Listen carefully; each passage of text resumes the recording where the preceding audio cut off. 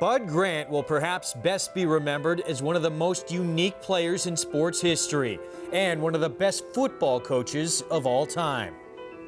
Harold Peter Grant Jr. was born in 1927 in Superior, Wisconsin, a stone's throw from Minnesota, where Grant would eventually write his legacy. It was Grant's mother who gave her son the nickname Bud.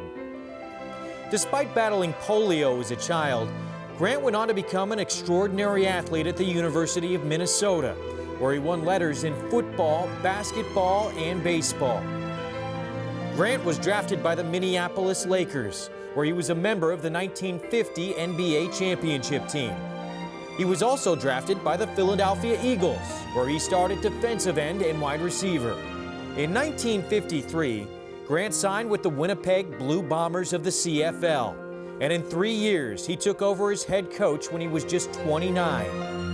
Over the next 10 years, Grant guided the Blue Bombers to 6 Grey Cups, winning the championship 4 times. There's the gun, it's all over. And the Winnipeg Blue Bombers have defeated the Hamilton Tiger Cats by a score of 28-27. In 1967, Grant returned to the States, this time as head coach of the Minnesota Vikings. Pacing the sidelines in his trademark short-sleeve shirt, no matter the temperature. You know, we'd get out there and the wind chill would be 20 below, or they'd roll their sleeves up, wouldn't wear a warm-up jacket, and go out, and the other team would, you know, you could see them, they were looking at it and say, those guys are crazy. He led the franchise to 11 division titles, 3 NFC championships, and 4 Super Bowl appearances.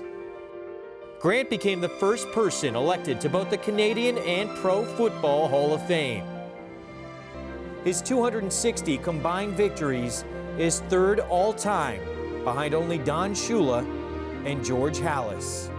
One other thing my father told me a long time ago, he said, if you're ever asked to speak, he said, make sure you stand up good and tall so they all can see you. Make a short speech so they all will listen to you. Then sit down so they all will like you. Thank you.